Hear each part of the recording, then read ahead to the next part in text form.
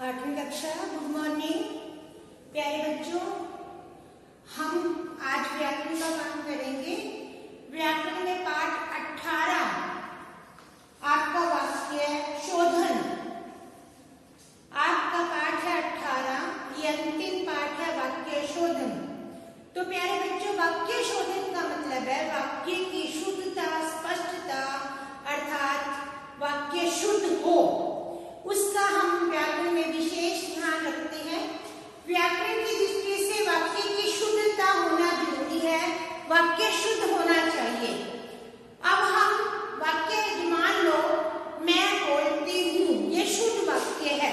हूँ बोलती मैं, तो ये क्या है?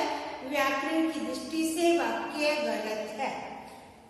मेरे हाथ में चश्मा है, ये वाक्य क्या है? शुद्ध है। हाथ में चश्मा, ये वाक्य व्याकरण की दृष्टि से गलत है। तो प्यारे बच्चों, हम हमेशा जब व्याकरण लिखते हैं, वाक्य लिखते हैं, तो हम कर्ता को पहले लिखते हैं। किसको पहले? कर्ता। और क्रिया हम अंत में लिखते हैं। कई बार लिंग संबंधी, वचन संबंधी अशुद्धि भी होती है। लड़का दौड़ती है, तो यह लड़का क्या है? पुल्लिंग। दौड़ती है स्त्रीलिंग, तो यह व्याकरण की दृष्टि से अशुद्ध वाक्य है। लड़का दौड़ता है। अब मैं बोल दूं दूसरा, वचन संबंधी अशुद्धियां भी होती हैं। पिताजी आ गया, मैंने बोला पिताजी आ गया, अध्यापक आ गया, तो यह वाक्य भी गलत है।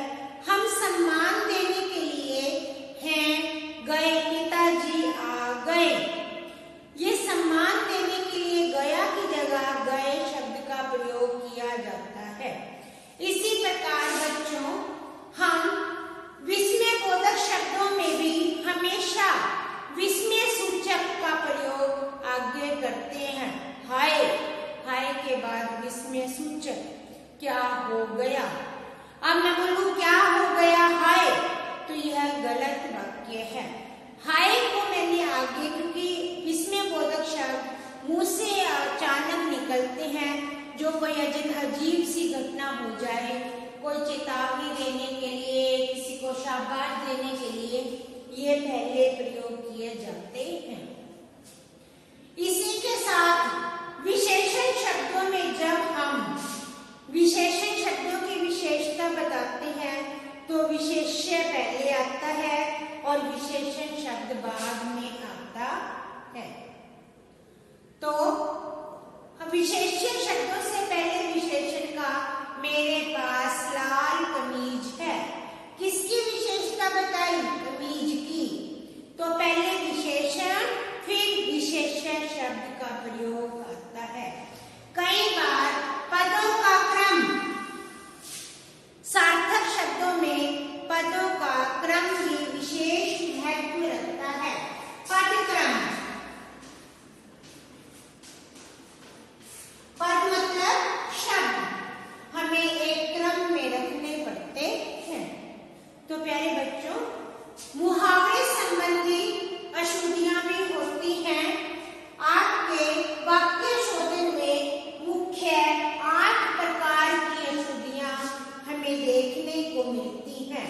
नंबर 1 लिंग, नंबर 2 वचन, नंबर 3 संज्ञा, नंबर 4 सर्वनाम, नंबर 5 विशेषण, नंबर 6 क्रिया, नंबर 7 क्रिया विशेषण और नंबर 8 मुहावरे।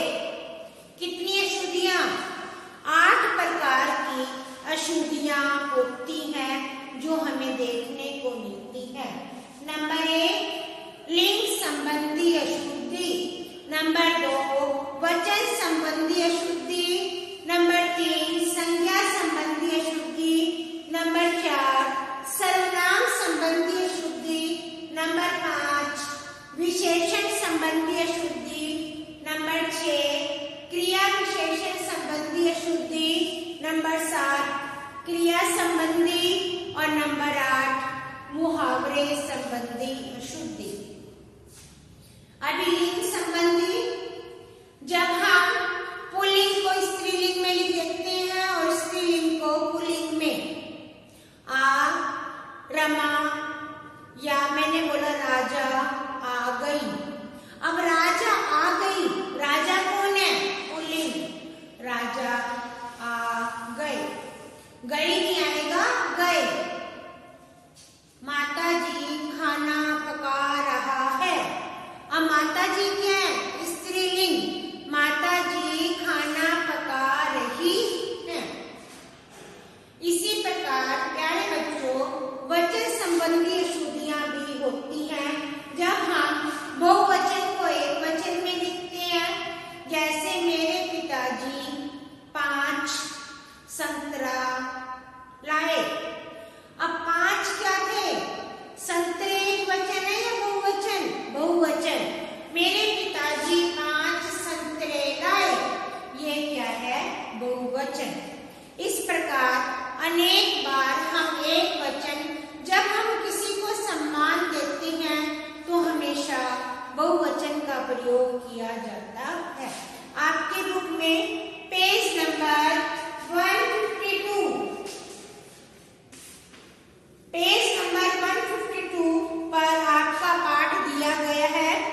दादाजी इधर आ रहा है, दादाजी इधर आ रहे हैं। अध्यापक अध्यापिका आ गया है, अध्यापिका आ रहा है। अध्यापिका क्या है? स्त्रीलिंग, और मैंने क्या बोल दिया? पुल्लिंग, तो ये भी वाक्य गलत हो जाएगा। पुल्लिंग और स्त्रीलिंग का हम ध्यान रखते हैं।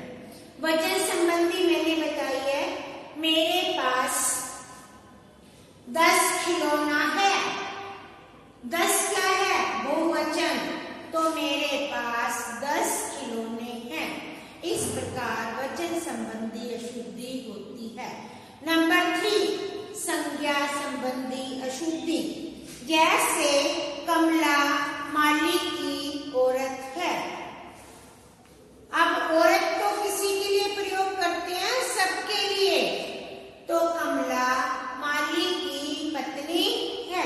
ये संज्ञा संबंधी अशुद्धि होती है।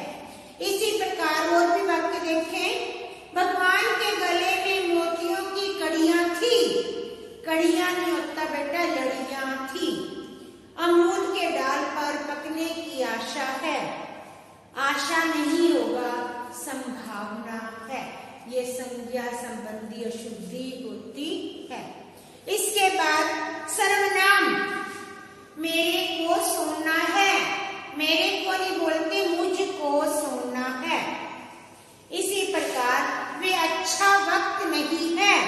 हमारा यह वह अच्छा वक्त नहीं है, वे की जगह वह आएगा। दूध में कोई पड़ गया है। दूध में कोई नहीं पड़ सकता, दूध में कुछ पड़ गया है। दरवाजे पर कुछ आया है। दरवाजे पर कुछ नहीं आया, दरवाजे पर कोई आया है। ये सर्वनाम संबंधी अशुद्धि होती है। इसके बाद है विशेषण संबंधी अशुद्धि। जैसे उसका दिमाग होशियार है। उसका दिमाग क्या है? होशियार। दिमाग होशियार होता, उसका दिमाग तेज है। होशियार, वह पढ़ने में होशियार है। यह वाक्य ठीक है। उसका दिमाग होशियार है, यह वाक्य गलत है। उसका दिमाग तेज है। दिमाग क्या होता है? तेज होता है। ठीक है। इस प्रकार क्रिया संबंधी अशुद्धि तो बहुत सिंपल है। जब क्रिया संबंधी अशुद्धि हमेशा अंत में होती है और क्रिया शब्दों का प्रयोग गलत किया जाता है, तब इसका प्रयोग, तब क्रिया संबंधी अशुद्धि में तुम अपने जूते निकाल दो। हम ऐसे नहीं बोलते, तुम अपने जूते उतार दो। तुम खाना पी लो,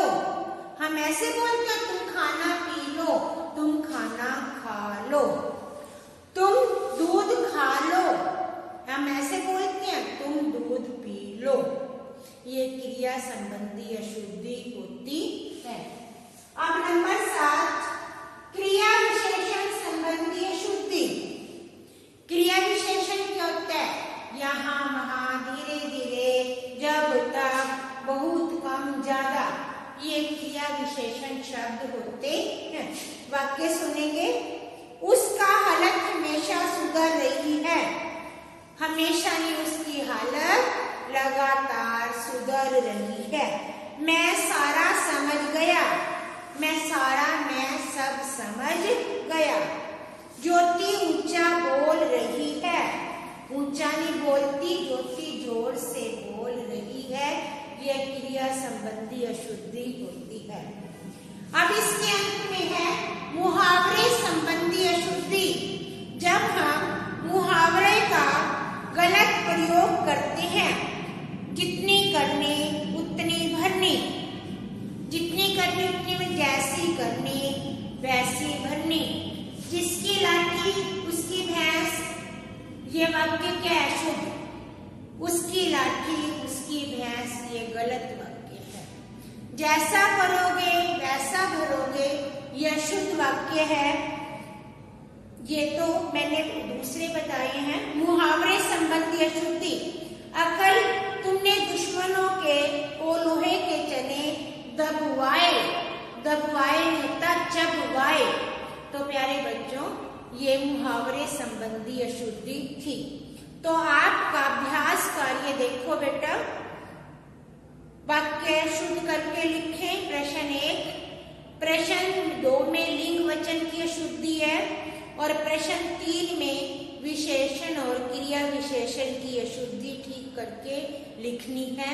एक्सरसाइज बहुत छोटी है। अभी हम पाठ को एक बार दोबारा से रिवाइज करेंगे। वाक्य शोधन। वाक्य शोधन का अर्थ है व्याकरण की दृष्टि से वाक्यों को स्पष्टता करना, अर्थात उनके शुद्ध रूप को लिखना। हिंदी में यदि हम वाक्य की शुद्धता करेंगे तो वाक्य स्पष्ट नहीं होगा, तो हमें कई बातों का ध्यान रखना पड़ता है।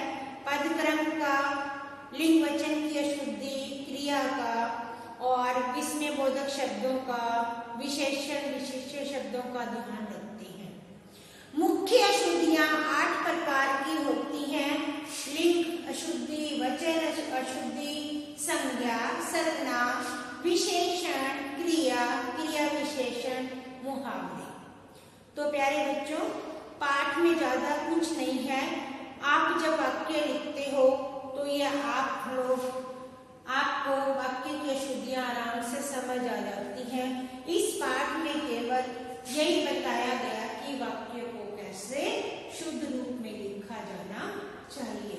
तो प्यारे बच्चों, आप अपने पाठ को एक बार खुद जरूर पढ़ेंगे तो बेटा आपको ज्यादा समझ आ जाएगा।